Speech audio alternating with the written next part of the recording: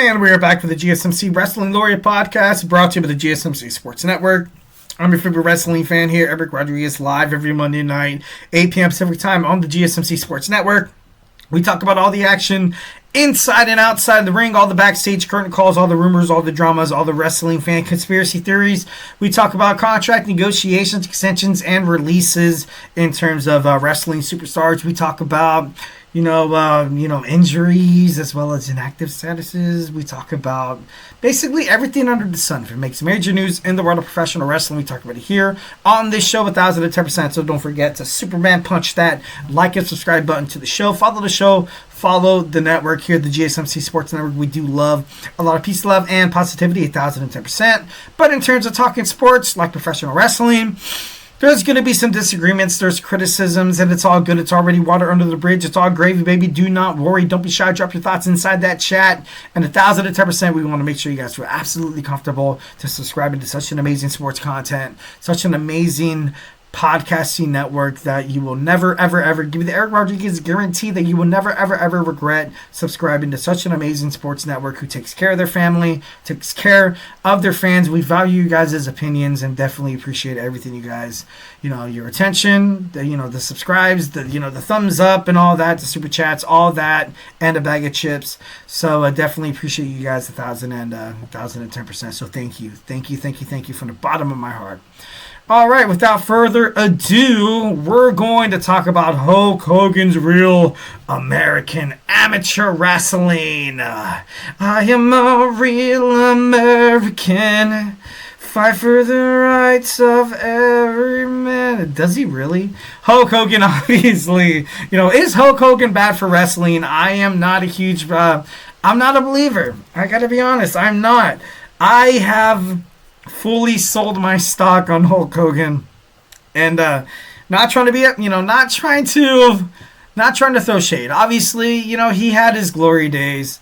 You see it happen in Hollywood with all these celebrities and all that. Like it happens. I'm sorry, but it does. It happens where you have your 15 minutes of fame, or your Tom Cruise, and you star in all these movies, Impossible, you're the Maverick and stuff like that. And something comes out about you being a Scientologist, and everyone's like, damn you, Tom Cruise. But at the same time, you're kind of like, hey, dude, I'm just living my life. Maybe from an outside perspective, maybe that's exactly what's happening with Hulk Hogan here. And by all, I always, it's not like I never liked Hulk Hogan. Hulk Hogan during the 80s, obviously an absolute banger. And then, going to WCW, Hollywood Hulk Hogan, and eventually making it back to the WWE with Scott Hall and Kevin Nash, and the way they did WWE so dirty. And, and it was, I don't want to say Eric Bischoff is like the grand Steen of them all. I definitely don't want to do that 1,010%. But WCW was kind of faltered in the ground, mostly because of these two gentlemen right here. Hulk Hogan had a creative clause on his contract, meaning that, hey, brother, I get to choose who I lose to, brother. I get to choose who I get to talk to backstage, brother. I get to choose. I'm just but it's something that, you never had anybody go to, because wrestling is entertainment. You never had a star like Robert Downey Jr. go to the person who directed Avengers Endgame Part 2 and be like, hey, guess what, man? I'm not dying at the end. But then the director and the producer's like, but it would be so awesome. Like, your legacy will live on. You will be the most beloved Iron Man. You'll be the most beloved superhero within the Avengers franchise and the Marvel Universe and Stan Lee.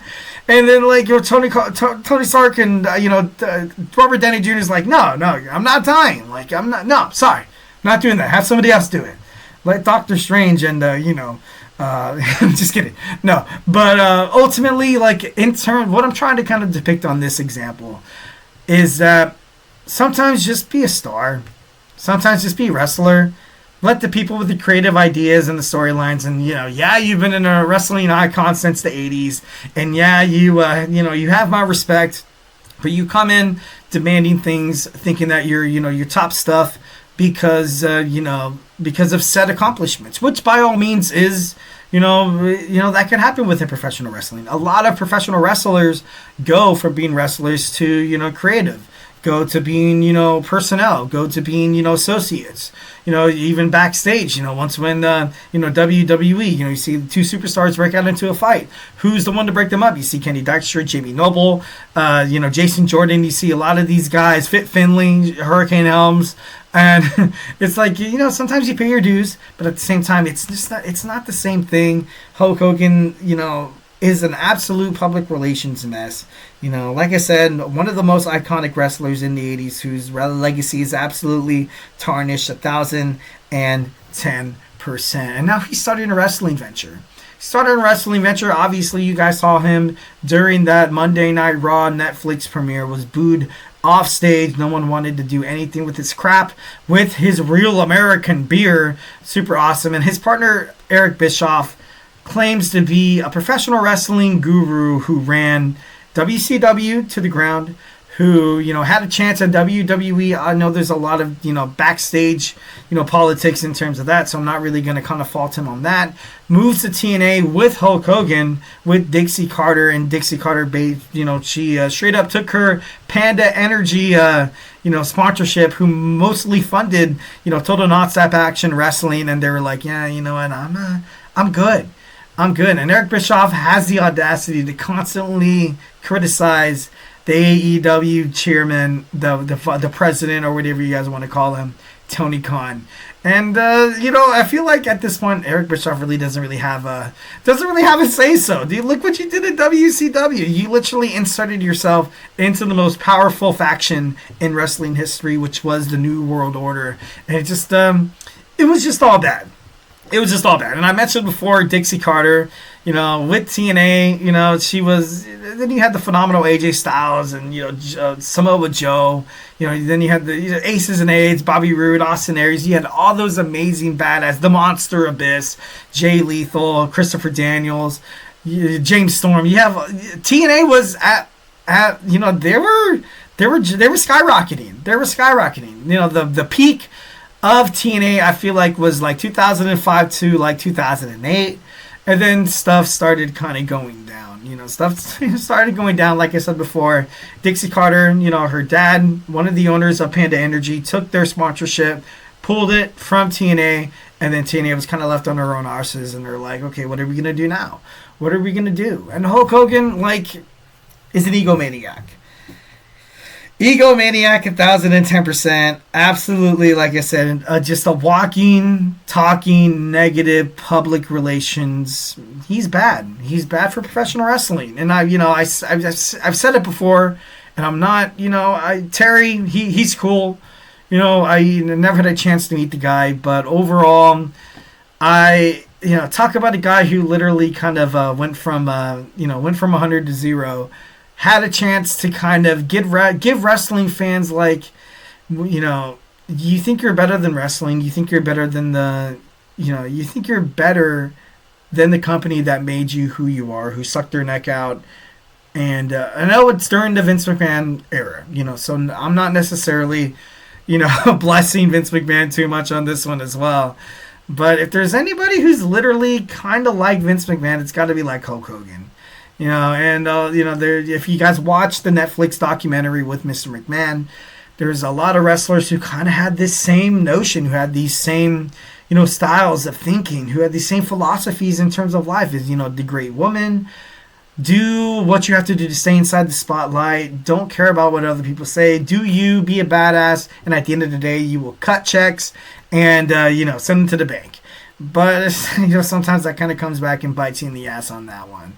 So recently you've seen, obviously, you've seen Hulk Hogan, Eric Bischoff, as of, I think it was last Monday. Last Monday they came out with, a black and white NWO style promo, advertisement, whatever you guys want to hear. What do you guys want? Well, whatever you guys want to call it.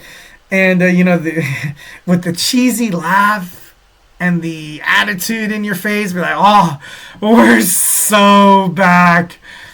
Like, really? Are you kidding? You're so back from what? What are you back from? Honestly, and then you saw Hulk Hogan playing with the taser in the background. Like, really, Terry? Really? Is this project supposed to stop wrestling fans from thinking that you're a total, absolute, like, POS? Is this supposed to like help the wrestling fandom come back to you? Is this another chance for you, maybe a couple other crooks like Vince McMahon to kind of get into business to be like, okay, let's get into, we want our own wrestling business. And it was just, it was all bad. A real American freestyle wrestling, the NCAA Division I wrestler who now turned into a business owner. We had, I think his name was Israel? No, damn it. Where's his name? But anyways, nothing against the real American, real American freestyle wrestler guy here. Nothing against him. Obviously, you see a little cash here and there and be like, hey, we have two guys who are absolutely recognizable within the wrestling industry. Will not be, it's not a bad thing. It's not a bad thing 1,010% to kind of go into business with two people who are absolutely known already. They have funding already, so it's not really and then teasing the third guy, throwing cash around me, kind of teasing that they are financially stable, which by all means, which is pretty cool. Which I don't know exactly what it's gonna look like. I'm thinking of like maybe like a UFC kind of feel here. Maybe you have UFC, inside the octagon, actual striking, actual wrestling. WWE, it's entertainment, it's choreographed, it's predetermined, yada yada yada. But this is supposed to be like wrestling, but UFC-atized, I guess you can say. It's you're gonna see guys in there actually like getting their ass kicked and yada yada yada. The whole Hulk Hogan thing. There's been rumors that maybe it's been backed by Donald Trump. Possibly, not really throwing anything out there. Then Hulk Hogan, obviously very live within the Republican Party. He said that he was gonna body slam Kamala Harris, and then he mentioned also he mentioned some racist slurs, and stuff like that. And it's just like Hulk Hogan once again doing what Hulk Hogan does. Recently, a couple of months ago, you saw his ex-wife. She went live on Facebook, Instagram, TikTok, Twitter, X, whatever you guys like to call it, and basically said how Hulk Hogan was a huge, he was kind of an ass, just all the stuff behind the scenes, like you see Brooke, I don't remember the son's name, obviously, I don't really bother myself to, really care about what his name, Nick. His name's Nick. But and then she basically sent out the whole family, doesn't really talk to anybody, and Terry's a huge part of that. He's very consumed with drugs and alcohol. He's very consumed with obviously, her words, not mine, allegations of, being a sexual predator and stuff like that, but still not really great in terms of your public image, especially if you're trying to be, if you're trying to start a new wrestling company, or if you're great in all-American beer. And I don't know, it's just all in all, Hulk Hogan, no matter what he does, and during the promotion within his new beer legacy tour, I guess the fans left, ultimately kind of upset, kind of a little bit, undersized, kind of feeling a little bit like they did not get exactly what they were basically promised, attending his tours. And is that really, honestly, the legacy that is Hulk Hogan? As of right now, I can say yes. But should that set well with Hulk Hogan? No, it should not. But, it is what it is. He said his third host was going to be an absolute, his business partner was going to be an absolute badass, which made me think that maybe it could be The Undertaker. Obviously, The Undertaker having Donald Trump on his podcast with, basically saying like, hey, honestly, politics are politics. I'm going to believe in what I want to believe. By all means, that's true. That's true. You shouldn't really cater to, cater to your audience that much. If you have a belief, or if you, have a side with the political party or anything like that, Republican, Democrat, whatever you guys want to call yourselves. So at the end of the day, Maybe The Undertaker I thought was going to be that third guy, and I thought that would have been badass. I thought that would have been pretty cool. A lot of people kind of thought Shane McMahon would have threw his hat inside the ring to be in business with Eric Bischoff and Hulk Hogan. And like I said, Donald Trump. A lot of people thought Donald Trump was going to be the third guy to be backing, real American amateur wrestling. Obviously saw Donald Trump, once when you Stevenson. And, oh, God, I can't remember the guy who actually pulled the upset. Damn it. But, he respects that. Elon Musk as well. You see a lot of, getting some funding from that. It's not hurting anybody. It's not hurting anybody. Or, Vince McMahon. I kind of thought it was going to be Vince. I thought because, him and Terry have a huge... they have a nice little close relationship, Eric Bischoff and Vince McMahon. What connects Hulk Hogan within the wrestling world is WCW and WWF. So not really much of a shock there. I thought maybe we would have saw Eric Bischoff and Vince McMahon come into business once again. Vince McMahon has recently been seen during public outings. You saw him at the Super Bowl. You also saw him at the Knicks game, Madison Square Garden during the playoffs. So it's not really much of a surprise that if you would have saw Vince McMahon as that third partner, once when he was asked about retiring from WWE, he basically said, no, I would never retire from professional wrestling. And obviously his hand was, ultimately kind of forced based on the Janelle Grant allegations and stuff like that, which is, it is what it is. It is what it is. So I kind of thought they were going to do a podcast. That's, I thought that was exactly what they were going to do.